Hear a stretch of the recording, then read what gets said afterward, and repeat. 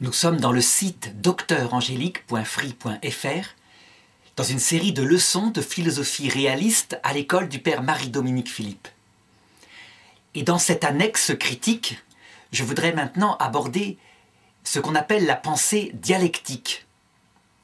C'est un aspect très important à comprendre dans le domaine critique qui vise, comme je le disais en introduction, à savoir si notre pensée pouvait accéder au réel.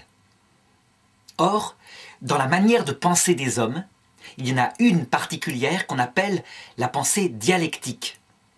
Alors, dialectique, ça vient à l'origine du mot dialogue, et donc ce que les Grecs avaient développé pour élaborer la science entre deux débatteurs qui n'avaient pas la même opinion.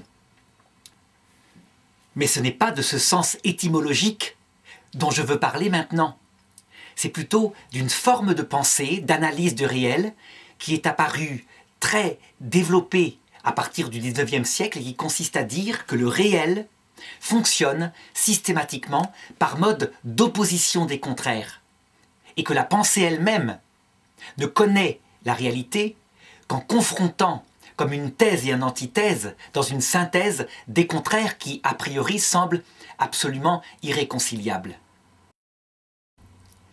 Et donc la question que je vais poser, c'est est-ce que si notre pensée s'habitue à un mode dialectique de fonctionnement, donc par opposition, est-ce qu'elle peut atteindre le réel aussi bien dans le domaine pratique, donc dans ce qui est l'activité humaine concrète, l'art, l'éthique, la politique, que dans le domaine spéculatif, ça veut dire la connaissance pour la connaissance. Donc est-ce que dans la philosophie de la matière, dans la philosophie du vivant, dans la métaphysique, ou même dans la théologie naturelle, une pensée dialectique peut atteindre quelque chose du réel? Je suis donc bien dans une analyse critique. Je regarde la capacité de mon intelligence dans une structuration particulière de son mode de pensée pour atteindre la réalité. C'est bien l'objet de la critique. Alors, d'abord, et pour introduire cette leçon, je voudrais regarder s'il existe réellement, dans le réel, quelque chose, un comportement qui serait dialectique, ça veut dire par opposition violente des contraires. Eh bien je dirais que oui, on le voit constamment, on le voit d'abord au niveau du monde physique. Donc par exemple sur Terre, la tiédeur qui permet le développement de la vie, c'est un fruit de deux opposés. Le caractère glacé à moins 270 degrés de l'univers et le feu brûlant du soleil. Et comme la Terre est à une bonne distance, effectivement, le mélange des deux donne des conditions pour que la vie se développe. On le voit aussi dans le réel, au niveau du comportement des animaux. Par exemple, dans le domaine de la reproduction, il est clair que le mâle, dans une harde de cerfs par exemple, ou même chez des lions, le mâle qui est inférieur, il est soumis. Mais il n'est pas content d'être soumis. Et il n'a qu'une idée, dès qu'il le pourra, c'est d'entrer dans une confrontation dialectique avec son rival, qui est chef du groupe, pour l'évincer, le chasser violemment. Et il n'y a pas de réconciliation possible. Soit l'autre meurt, soit il se soumet. Donc on le voit, la pensée dialectique, elle a un fondement dans la réalité, effectivement. Ce qui est, comment dirais-je, le minimum pour qu'il y ait un certain réalisme. De même, chez l'être humain, dans son comportement, on peut constater, comment dirais-je, un comportement qui peut être dialectique. Et on le voit à tous les niveaux de l'activité humaine pratique. Alors par exemple, dans le domaine de l'art contemporain qui s'est développé actuellement a consisté souvent dans un effort de dialectique. On a voulu se séparer véritablement de choses qu'on estimait, comment dirais-je, parasites à l'art. Par exemple, les artistes modernes ont d'abord voulu se séparer dialectiquement de toute signification. C'est-à-dire que instinctivement, lorsqu'on voyait une œuvre, par exemple un portrait de femme, un visage, on cherchait la signification, ce qu'elle pensait. Eh bien, les artistes ont dit « il n'y a pas de question de signification, on ne veut que des formes belles ». Et ensuite, poussant encore plus loin les choses, certains artistes ont voulu se séparer de toute signification, à savoir quand on demandait, devant quelque chose qui était éclaté, qui n'avait plus de forme, ce que ça signifiait, s'il fallait un titre à l'œuvre, certains artistes disaient « mais ça n'a pas de titre, c'est juste une splendeur de forme qui vous plaît ou qui vous plaît pas ». Donc il y a bien possibilité d'un art dialectique. De même, dans le comportement éthique d'une personne par rapport à une personne, eh bien, on peut voir apparaître parfois un type de comportement qui est dialectique. Il y a des couples, par exemple, qui ne fonctionnent que dans un état de conflit à équivalence et donc qui s'annihile. Ça veut dire que si la femme crie beaucoup, mais que l'homme a la capacité de crier exactement au même niveau, alors le couple va fonctionner, mais dans une tension permanente. Si l'un dépasse les bornes, l'autre aussitôt va monter sa dialectique, et de cette façon-là, on arrive à un modus vivendi. Il y a des couples qui ne fonctionnent pas du tout comme cela, mais dont les scènes de ménage ne sont pas le mode habituel de fonctionnement du couple. C'est plutôt l'amour, l'entente, la concession. Mais on ne peut pas nier qu'il y a certains couples qui fonctionnent comme cela. C'est pareil en politique. Dans le domaine de politique, on peut dire que De Gaulle, ce qu'il a le plus énervé dans la politique française, c'est la dialectique des partis, à savoir le parti de gauche, a priori, tout ce que fait le parti de droite est mauvais, et réciproquement. Rien n'est bon. Alors évidemment, ça, il le détestait. C'était ce qui se passait dans l'Assemblée, puisque dans l'Assemblée, il faut que les députés se montrent, et donc ils étalent violemment, de manière dialectique, leur opposition. Mais dès qu'il s'agissait de gouverner, on ne peut plus être dans la dialectique. On prend, et c'est ce que faisait De Gaulle, on prend des idées, quand elles sont bonnes, à droite ou à gauche, l'essentiel étant non plus l'opposition, mais de chercher le bien, le meilleur pour la communauté nationale. Donc De Gaulle, dans son mode de gouvernement, n'était absolument pas dialectique. Mais il constatait, dans la vie politique, l'existence de la dialectique, et principalement au niveau des parlements. Alors, dans ces trois parties pratiques de la philosophie, on a vu, au XIXe siècle, une série de théoriciens, donc de penseurs, qui ont dit que la pensée dialectique, l'action dialectique, je dirais plutôt, était le cœur de toute action. Je peux en citer, en prenant quelques-uns, je peux citer par exemple, en ce qui concerne l'art, la pensée de Nietzsche. Nietzsche, lui, il exalte l'artiste et son pouvoir tout-puissant. C'est un surhomme qui peut tout créer, créer sa propre vie, créer le monde, créer, je dirais, l'idée même qu'il se fait du monde. Et du coup, puisque l'artiste est tout-puissant, la conséquence, une des conséquences de la pensée de Nietzsche, c'est de dire que Dieu ne peut pas exister. Parce que si Dieu existe, il y a un artiste plus puissant que moi, qui est avant moi et qui a créé le monde et moi-même. Et donc, puisque l'artiste est tout-puissant, il n'y a pas de place pour Dieu. Donc il déclare la mort de Dieu, il la souhaite, il la théorise, mais au niveau de l'art. Alors évidemment, si tout de suite ici on a un regard réaliste sur la théorie de Nietzsche, on s'aperçoit qu'en réalité, le fait qu'on est créateur ne s'oppose pas du tout à l'existence de Dieu. Je dirais même que c'est uniquement le fait qu'on veut se poser comme Dieu, comme créateur universel, qui s'opposerait à cela. Mais il y a quelque chose là qui est de l'ordre de la folie, d'une pensée qui évidemment dépasse les bornes. Donc dans un réalisme, je dirais que nous sommes artistes, nous pouvons créer beaucoup de choses, mais avant, il faut bien exister. Et donc la pensée de Nietzsche, poussée à ce point-là, on le voit, n'atteint pas le réel. Au niveau de l'éthique, l'éthique ça veut dire la morale, le comportement par rapport aux autres, on peut découvrir aussi dans des penseurs une pensée dialectique. Par exemple, Sartre, il a quelque chose de dialectique dans sa pensée morale. Il dit ceci: « Je suis absolument maître, totalement libre de créer ma vie, mon destin. Évidemment, il ne faut pas m'étonner si, en conséquence de mes choix parfaitement libres, j'en subis les conséquences. Mais peu importe les conséquences, l'essentiel c'est que c'est en créant par ma liberté qui est absolue mon destin que je crée ma propre nature humaine. Il n'y a pas de nature humaine, dit Nietzsche.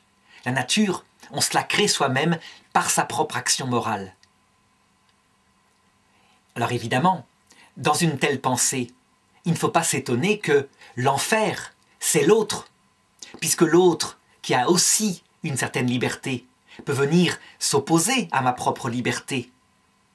On sait très bien que dans un comportement moral normal, ma liberté n'est pas absolue. Elle s'arrête là où commencera la liberté de l'autre. Or, puisque Sartre, dans une opposition dialectique, fait de la liberté de faire ce qu'on veut, quand on veut, et en payant les conséquences, l'absolu de la nature humaine, eh bien forcément, il entre dans un conflit dialectique avec l'autre, mais aussi avec Dieu s'il existe, et qui donc ne peut pas exister. Parce que si Dieu existe, il impose une loi morale, des règles de morale, une nature humaine. L'homme ne fait pas n'importe quoi, un homme n'est pas un oiseau qui peut s'envoler. Et donc, dans ce cas-là, évidemment, dialectiquement, Dieu ne peut pas exister. Il empêcherait mon action morale absolument libre. Alors là encore, dans un jugement réaliste, donc fondé sur l'observation du réel, je dirais que la pensée de Sartre, elle est évidemment une idéologie. Si les hommes vivaient comme Sartre dit, il n'y a plus de relations humaines, il n'y a plus que des individus centrés sur leur propre liberté. C'est un petit peu l'enfer tel que le décrit la théologie catholique. Donc un lieu où chacun fait ce qu'il veut quand il veut, est exalté dans sa propre autonomie, et évidemment l'autre, c'est l'ennemi. Alors je dirais que ces deux exemples, Nietzsche, Sartre, manifestent en fait qu'ils poussent trop loin, de manière excessivement dialectique, leur analyse, mais que leur analyse, pourtant, elle est fondée sur quelque chose qui peut exister dans la réalité humaine, à savoir, en art comme en éthique, on peut être en opposition avec quelqu'un d'autre. Eh bien, ça, on le voit aussi en politique. Et donc je voudrais manifester deux exemples de l'application de la pensée dialectique en politique. Le plus connu des exemples, celui qui a fait le plus de dégâts, on peut le dire, c'est la pensée de Marx. On estime que le communisme a fait 100 millions de morts au XXe siècle. Cependant, la pensée de Marx, elle ne naît pas comme cela, sui generis. Elle naît d'un comportement, un comportement violent, inhumain, à savoir celui du capitalisme pur au XIXe siècle. Je veux dire par là que les États européens en plein développement décident de laisser toute liberté aux entreprises et aux patrons qui possèdent le capital pour innover, mais sans aucune protection des ouvriers, parce que rien ne doit venir entraver le développement de l'entreprise qui enrichira, selon les hommes politiques, l'État et donc les ouvriers eux-mêmes au bout du compte. Si bien que on livre à la seule loi de l'offre et de la demande du marché non seulement la production, mais aussi le monde ouvrier, qui se retrouve évidemment dans un enfer absolu. Parce que, comme il y a beaucoup d'ouvriers qui viennent des campagnes et qu'il y a peu de place, l'industrie se développe peu à peu, eh bien on peut tout imposer aux ouvriers. C'est une question d'offre pléthorique et de demande qui est limitée. Donc à la rigueur, je dirais qu'un ouvrier, presque, il peut travailler 14 heures par jour, même le dimanche, et personne ne viendra le protéger. C'est un esclavage moderne, c'est un fait. Et donc forcément, puisqu'il y a quelque chose qui est une violence contre la nature humaine dans un sens, il ne faut pas s'étonner que quelqu'un, plutôt d'un milieu bourgeois, prenne l'extrême inverse dialectiquement. Dialectiquement, ça veut dire non pas dans une harmonie, mais par opposition violente, par scandale devant quelque chose qui effectivement est scandaleux. Et donc, la pensée de Marx consiste à dire « j'établis une praxis, c'est-à-dire une action concrète, action révolutionnaire, sur ceci. L'existence même du patronat capitaliste est une horreur contre nature, et donc doit disparaître s'il le faut par la violence, la révolution prolétarienne. On tuera, s'il le faut, le patron, ou on l'expropriera, et on créera, à partir de là, un monde équilibré, où les biens de production appartiennent à tout le monde, où tout le monde recevra son salaire et travaillera pour le bien de tout le monde. Et là, il n'y aura plus d'injustice. » Cet exemple est typiquement une pensée dialectique. Ça veut dire que confronté à un extrême comme un balancier dans un sens, Marx, par réaction passionnelle, prend l'autre extrême comme le balancier dans l'autre sens. Et du coup, comme il supprime, enfin là où sera appliqué le communisme, comme il supprime l'énergie, la créativité du patronat, qui le fait, c'est vrai, pour s'enrichir, eh bien, il supprime aussi la capacité d'innover. Et donc les systèmes communistes, très vite, non seulement perdront leur capacité d'innover, mais même leur force de travail, parce que, comme les ouvriers touchent le salaire quoi qu'il arrive, et que l'effort n'est pas exigé comme récompense au travail, eh bien, a priori, la nature humaine étant ce qu'elle est, à un moment donné, ils ne se rendent plus vraiment au travail. Le système communiste fera des morts parce que les gens qui l'ont instauré y croient comme à une religion. Et donc ceux qu'ils constatent feignants, eh bien, ils les rééduquent et éventuellement ils les tuent. On voit comment une pensée dialectique qui croit en elle, qui passe d'un extrême à l'autre, non pas avec une réflexion intellectuelle, mais avec une réaction passionnelle, peut aboutir véritablement dans le concret à des morts, parce qu'on coupe la tête de la réalité si la réalité résiste. Alors, cet exemple de pensée dialectique, encore une fois, manifeste qu'il y a une part de vérité dans le réel, mais là qui est liée à une injustice, des hommes qui se sont comportés comme des prédateurs, mais que, en réalité, elle a produit du malheur. Ça veut dire qu'elle ne correspond pas fondamentalement à ce qu'est la nature humaine. Donc il faudra poser tout à l'heure une vraie critique pour savoir exactement si la dialectique aboutissait à la vérité. Alors, un autre exemple de pensée dialectique, pratique, c'est ce qui s'est passé alors dans notre actualité maintenant, 2012, avec la réaction de la génération de mai 68. C'est très simple, c'est une réaction dialectique aussi, qui vient de quoi? Du même mécanisme. Un excès des générations d'avant. Donc un excès dans le sens de valeur paternelle, je dirais. L'admiration devant l'ordre, devant l'État, devant l'armée, devant l'Église, devant les institutions. Admiration qui se traduit dans des faits réels. Par exemple, Dreyfus est condamné a priori parce que l'honneur de l'armée est plus important que tout. Dans l'Église, à un certain moment, on préfère étouffer les scandales parce que l'honneur de l'institution est plus important que tout. Ça se passe au début, dans les années, je dirais, jusqu'aux années 50. C'est pareil dans les écoles, c'est pareil dans toutes les institutions. Et alors, on exalte sa patrie, et l'obéissance au chef, et le sacrifice, au-dessus de tout, au point de provoquer. L'Europe provoque 2 guerres mondiales suicidaires liées à l'orgueil de son statut. Évidemment, c'est un excès. On ne peut pas sacrifier toute une génération d'êtres humains à quelque chose qui finalement est un idéal exalté, idolâtrique. Et donc, 20 ans après la fin de la Seconde Guerre mondiale, mai 68, se lève une génération qui, à l'école, a entendu parler de ces horreurs-là, dans une certaine liberté. C'est-à-dire que cette génération n'est plus tenue comme avant. Leurs parents eux-mêmes, ayant vécu la guerre, ils essayent de leur faire une vie qui soit, comment dirais-je, entourée de tendresse, de cadeaux, etc.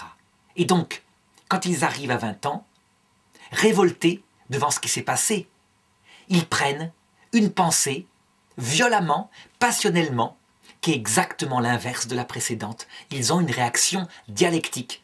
Mais dialectique, donc, fondée sur un sentiment passionnel, pas sur l'intelligence. Alors ce sont évidemment les élites de cette génération. Heureusement, tout le monde n'est pas pris par cela. N'empêche que, si on prend les valeurs d'avant, que j'ai décrites, qui ont prévalu à la guerre 14 et à la guerre 39, on peut prendre exactement l'inverse et on a la pensée de mai 68. Ce ne sont plus les devoirs pour la patrie, ce sont les droits pour l'individu. Ce n'est plus le pays, la nation, c'est tout sauf la nation, la région ou l'Europe ou le monde. Ce n'est plus l'obéissance au père, c'est la tendresse de la mère, etc. Et je pourrais multiplier. Ça veut dire qu'on a là bien une réalisation dialectique dans le monde concret. Ce qui montre bien qu'il y a dans le comportement humain une capacité à agir dialectiquement. Et quand on parle aux membres de cette génération, on est frappé. C'est leur structure mentale. Ils ne peuvent pas penser autrement. Dès qu'on parle d'ordre, d'obéissance, tout de suite, quelque chose se crispe en eux. Ils ne supportent pas. Alors, après avoir manifesté quelques exemples de pensée dialectique dans le domaine pratique, je voudrais maintenant manifester quelques exemples de pensée dialectique dans le domaine de la connaissance spéculative, c'est-à-dire la connaissance en vue de la connaissance. Eh bien, c'est pareil. On constate qu'il peut y avoir une pensée dialectique. Si je prends le domaine de la physique, par exemple, je manifestais en tout début de cette leçon qu'il y a dans le domaine de la physique des oppositions de contraires qui aboutissent à un juste milieu. Donc c'est présent.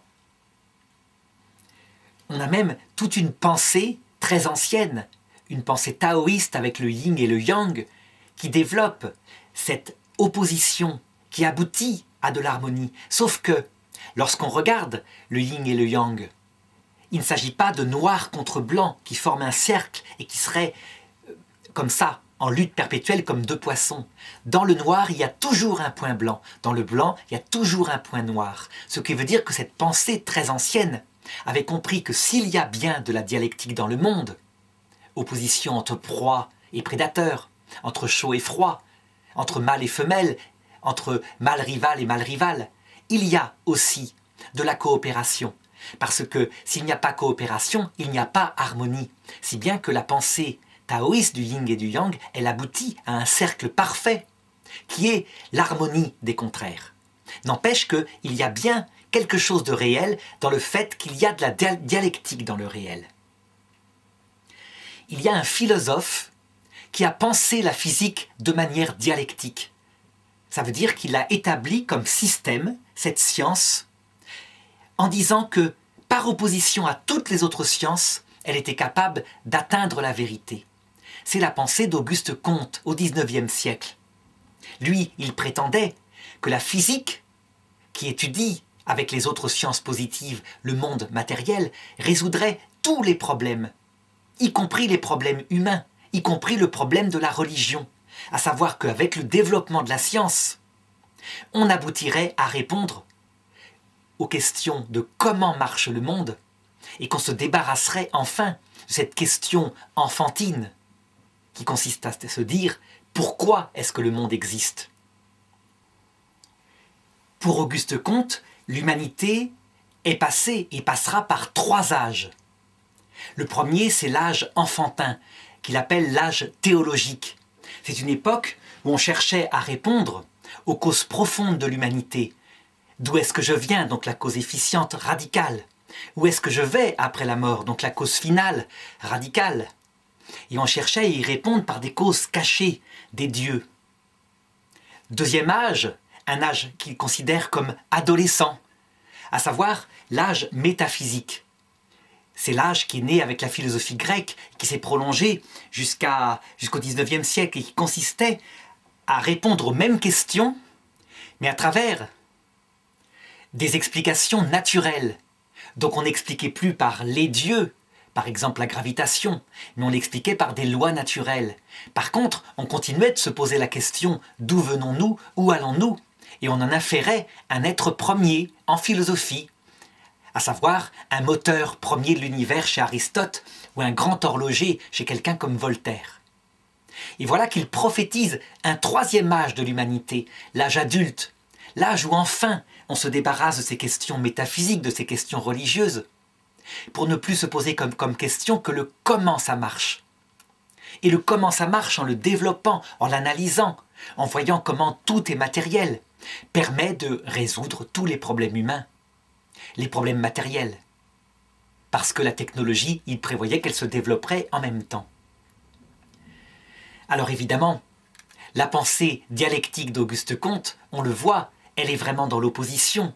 Parce que maintenant, au XXIe siècle, où on a résolu énormément de questions du comment, et on a développé énormément de technologies, comme il l'avait annoncé, elle n'a absolument pas résolu les questions métaphysiques du d'où venons-nous et où allons-nous après la mort.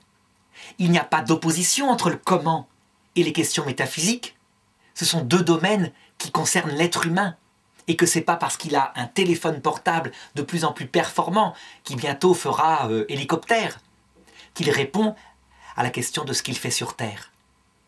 Donc la pensée dialectique d'Auguste Comte, on le voit, ne résolvait pas ce que c'est que les questions de la nature humaine. Dans le domaine du vivant, on peut donner un autre exemple de pensée dialectique, non pas tellement chez Darwin, mais plutôt chez Huxley, celui qui a développé la pensée de Darwin en la mettant en opposition avec justement la question religieuse, la question de l'origine de l'homme et de la création du monde. Huxley dit « Parce que tout s'explique par les lois de l'évolution, sans exception, parce que le monde entier peut se justifier par un simple mécanisme aveugle de la matière qui, trié par les lois de la sélection naturelle, aboutit à l'homme, il ne peut pas y avoir de créateur. » Il établit donc lui aussi une opposition entre un mécanisme, le mécanisme de l'évolution qui est réel, qui est constaté, et la question fondamentale de l'origine de tout, y compris de l'univers. Comme si, même si on n'a pas actuellement tout résolu, on ne sait pas comment le premier vivant est apparu, on ne sait pas comment l'œil apparaît, on ne sait pas comment, à partir de rien, est apparu le Big Bang. N'empêche que, pour Huxley, c'est une question de temps, puisque ça marche pour certains détails, comme par exemple l'allongement d'une patte, l'apparition à partir d'un animal terrestre, d'un dauphin. Ça marche forcément pour tout, et donc les questions d'ordre métaphysique, d'ordre spirituel, ont déjà leur réponse, elles n'ont pas lieu d'être. Il oppose donc, encore une fois, une vérité particulière, qui porte sur des lois de la biologie, aux questions fondamentales de toute la philosophie, comme si cette vérité particulière résolvait tout, et qu'il n'y avait plus de place pour la métaphysique. Alors je dirais même que la pensée presque universelle du XIXe siècle, ce qui est nouveau dans la pensée du XIXe siècle, va consister systématiquement à critiquer les anciennes conceptions métaphysiques, les questions que posait Aristote, d'où venons-nous, qui sommes-nous, où allons-nous, pour manifester qu'il n'y avait pas de réponse, que le fait même de chercher une réponse relevait plus de la naïveté que de la réalité. Et tout cela au nom de principes comme par exemple les lois de la matière, les lois de la vie, ou alors des raisonnements logiques et critiques qui indiquaient que ces questions-là ne pouvaient même pas se poser. Alors, après avoir fait cette description des lieux, avoir manifesté que la pensée dialectique avait envahi tout le domaine de la connaissance à partir du XIXe siècle, il me reste à me poser la question critique. Est-ce que cette pensée dialectique, est-ce qu'elle dit quelque chose du réel? Est-ce que, en se donnant à cet esprit dialectique, on atteint la réalité des choses?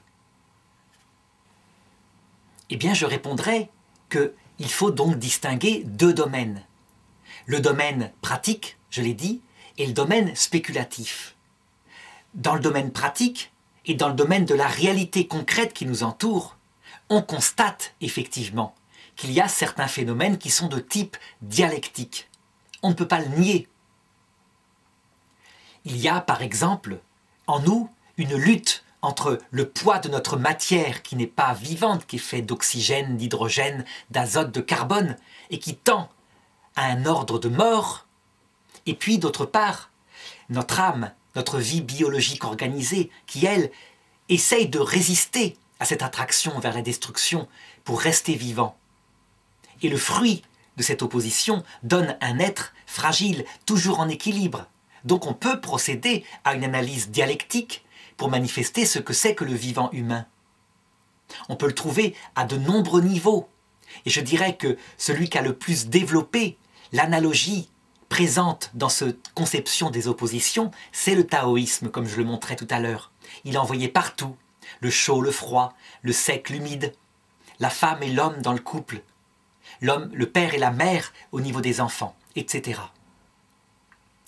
Cependant, si on constate bien que dans le réel, il y a des oppositions, on constate aussi que là où surgit la vie, là où surgit la construction, là où surgit l'ordre, on ne peut pas réduire les choses à la dialectique.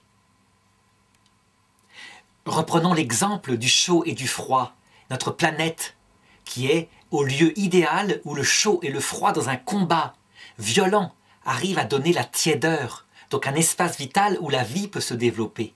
Le froid étant celui de l'univers, qui atteint quelquefois presque le 0 degré absolu, moins 273, mais n'atteint jamais, et d'autre part la chaleur suprême étant celle du soleil. Si notre planète était dans la lutte perpétuelle entre le chaud et le froid sans qu'il y ait harmonie, on aurait par exemple une terre fixe dont une face serait perpétuellement éclairée par le soleil, serait brûlée, et dont l'autre face, glacée perpétuellement dans la nuit, serait inapte à la vie. Ce qui fait que la vie peut surgir sur Terre, c'est en fait une collaboration harmonieuse dans la réalité entre le chaud et le froid qui donne les saisons. Et cette collaboration harmonieuse, elle est due au fait que la Terre tourne sans cesse et présente toujours une face différente au soleil et au froid des espaces.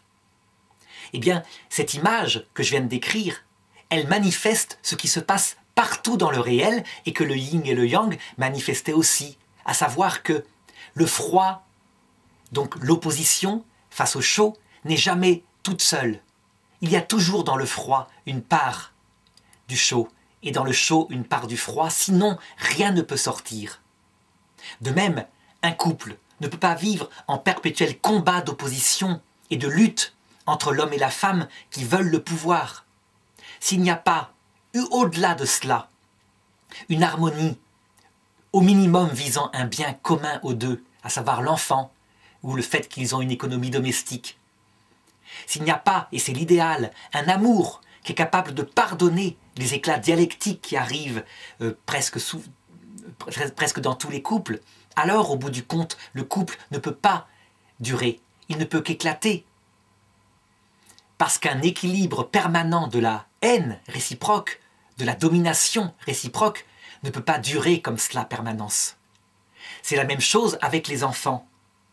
Sigmund Freud, par exemple, a développé une pensée dialectique des enfants par rapport à leurs parents, en disant « l'enfant, il veut tuer symboliquement son père pour prendre son autonomie. » Seulement, ce que décrit Freud ici, c'est quelque chose qui a lieu dans des familles où le père est un dominateur abusif, donc impose son surmoi de manière si forte que l'enfant ne peut pas prendre son autonomie d'adulte sans se libérer de cette emprise, et aussi de l'emprise maternelle qui va être plus affective. Mais ce modèle de couple qu'il avait constaté, lui, au XIXe siècle puritain, où l'autorité paternelle était si développée, il n'est pas du tout obligatoire. Ce qui se passe dans un couple où il n'y a pas de crise d'adolescence chez les enfants, c'est certes une autorité du père, mais une autorité du père qui ne passe pas par le pouvoir forcément violent, qui passe plus par l'admiration, puis qui peu à peu, au fur et à mesure que l'enfant développe sa prudence, passera de l'obéissance au conseil, puis au conseil de plus en plus discret. Et il y a des enfants qui n'ont absolument pas de crise d'adolescence, qui n'ont pas de meurtre symbolique du père. Ça peut très bien se passer. En fait, cela se passe bien lorsque il n'y a pas justement dialectique des pouvoirs, mais harmonie, à savoir que le père et la mère ne veulent pas dominer leur enfant, mais veulent en faire un adulte. Ils cherchent son bien, et ils le font non pas avec leur passion qui s'accapare le petit, mais avec leur intelligence qui a une visée, une finalité, qui fait qu'ils maîtrisent leurs instincts passionnels qui, eux, peut-être, aimeraient bien garder l'enfant pour eux toute la vie. Donc, qu'est-ce que je peux dire? Je peux dire qu'il y a véritablement dans le réel quelque chose de dialectique, je ne peux pas le nier, mais je ne peux absolument pas expliquer la totalité du réel par une pensée dialectique. Le réel, il s'explique aussi par une pensée de coopération. Je dirais que le mot qui vient s'opposer et compléter le mot dialectique dans le domaine pratique, dans le domaine du monde réel tel qu'on l'observe, mais aussi dans le domaine du comportement humain, c'est le mot coopération. Eh bien, on le voit d'ailleurs, à chaque fois qu'il y a coopération, on sort de la pensée dialectique. Ce qui ne veut pas dire qu'à la base, il n'y a pas, comme je le disais, un fond de vérité dialectique. Donc il me suffit de reprendre les exemples de tout à l'heure. Au niveau de l'activité pratique de l'être humain, donc l'art, l'éthique, la politique. Au niveau de l'art, quand je veux exprimer la beauté, je ne suis pas du tout contraint d'entrer dans une opposition dialectique avec ce qui fait la plénitude d'un art humain, donc de me séparer violemment de toute représentation, de toute signification, et même éventuellement de toute morale, quitte à choquer en faisant n'importe quoi. C'est ce qu'on voit actuellement avec certains artistes qui n'ont aucun respect pour rien en disant « mon art est absolument autonome, que personne ne vienne le critiquer ». Je peux très bien avoir un art parfaitement développé qui atteindra le beau, mais le beau même à un degré ultime, c'est-à-dire le fond du cœur de ceux qui reçoivent cette œuvre d'art, par une collaboration avec le réel, sans m'abstraire de rien. Si la beauté, c'est la splendeur de la forme, qui est reçue par un être humain qui vient vibrer devant cette splendeur de forme. Donc si la beauté est une relation entre d'un côté quelque chose d'objectif, je dirais une splendeur, une manifestation de forme, et de l'autre côté un récepteur, donc un humain qui la connaît. Alors pourquoi je me séparerais dialectiquement de toute représentation, de toute signification?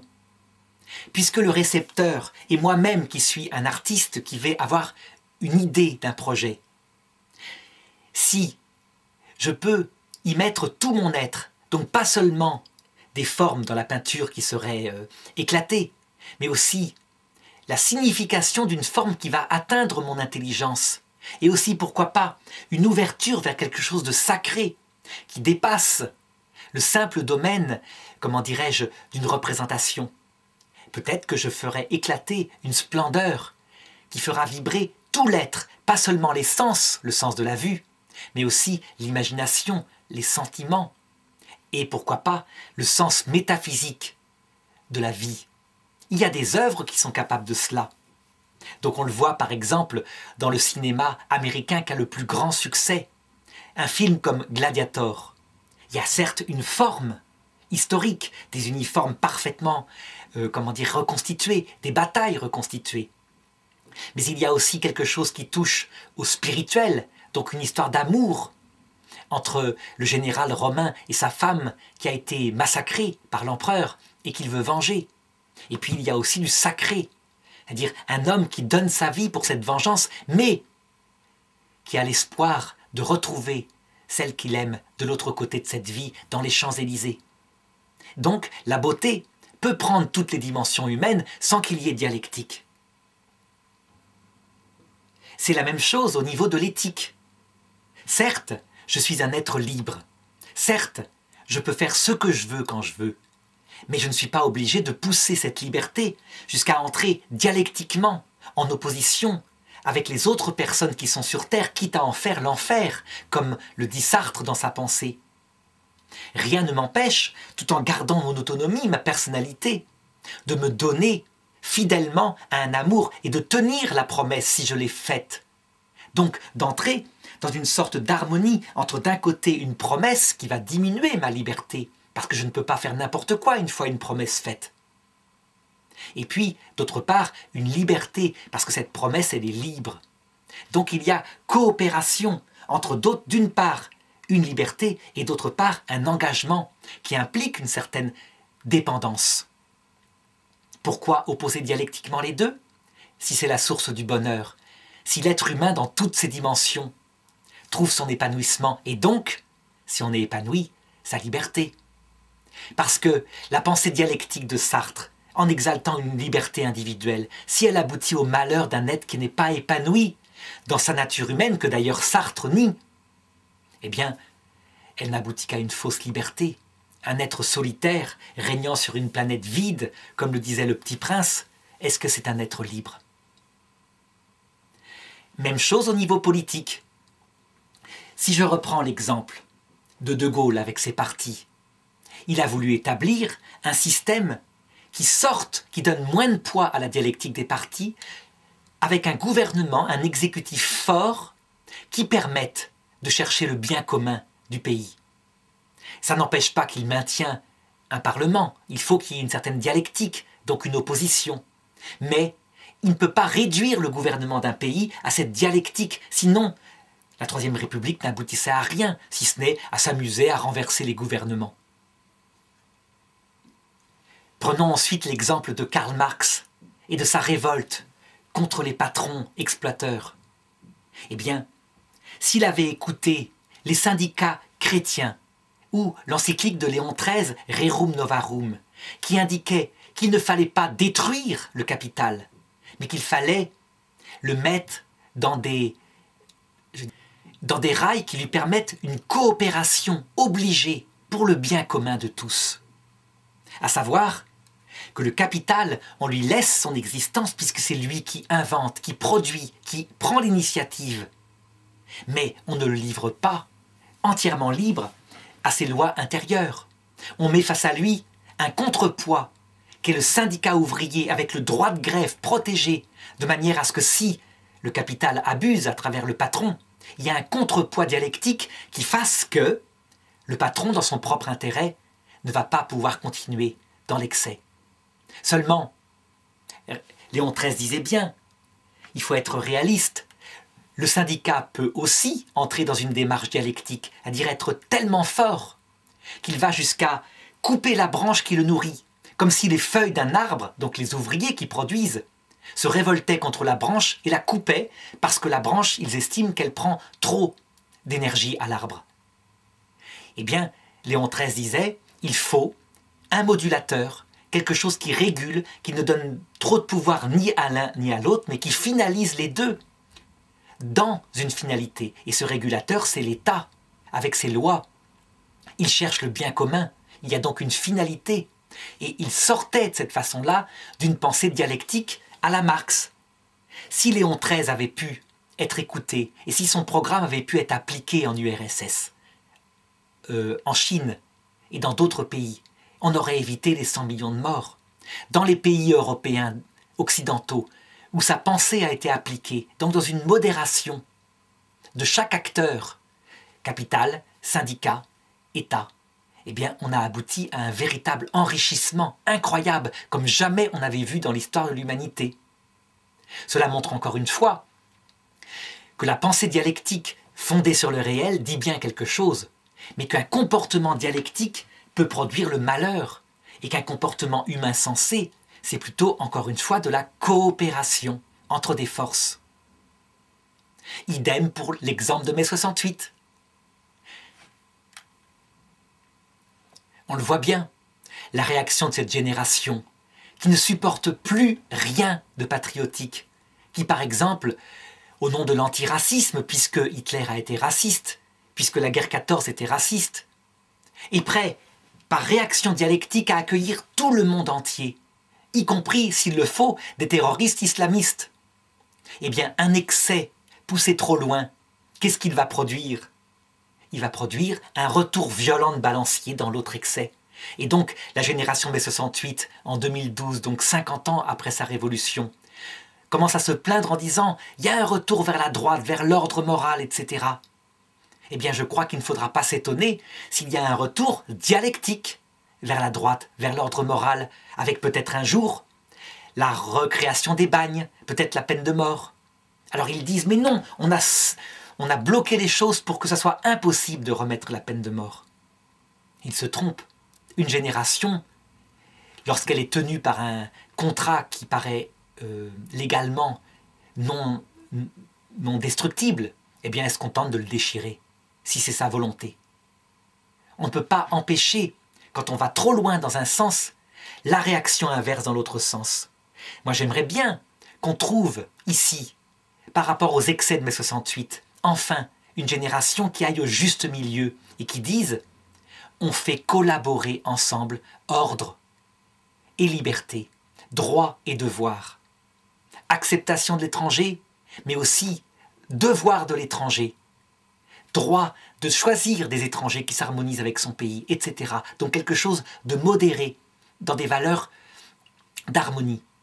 Malheureusement, il ne faut pas se faire d'illusions, le comportement humain, je le dis, n'est pas seulement intelligent, il est aussi passionnel et donc dialectique. Alors il me reste à critiquer maintenant, au plan spéculatif, la pensée dialectique, c'est-à-dire celle qui pense qu'on peut comprendre le réel par le simple jeu des oppositions. Donc il me suffit de reprendre la pensée d'Auguste Comte, qui est la plus aboutie par rapport à cela, et qui, comme je le disais, opposait l'âge de l'enfance théologique de l'humanité, où on explique tout par des dieux, l'âge de l'adolescence, où on explique tout, y compris cause finale, cause efficiente, par des lois naturelles, et enfin, pour lui, l'âge adulte, l'âge positiviste, où on ne se pose même plus ces questions des finalités ou de l'origine du monde, et où on cherche simplement les lois. Dans une pensée analogique, c'est-à-dire une pensée souple, qui n'a comme maître que le réel et la vérité, qui n'est pas dans un système obligatoirement dialectique, est-ce qu'il y a opposition entre ces trois âges? Réponse, pas du tout. Il peut y avoir coopération, encore une fois, et harmonie. À savoir, la pensée positive, elle explique le fonctionnement des choses, donc la cause matérielle, comment fonctionne un atome, comment fonctionne une cellule, comment fonctionne un appareil ménager. Elle dit donc quelque chose du réel. Mais elle est incapable de répondre à des questions profondes, comme par exemple, en vue de quoi l'homme?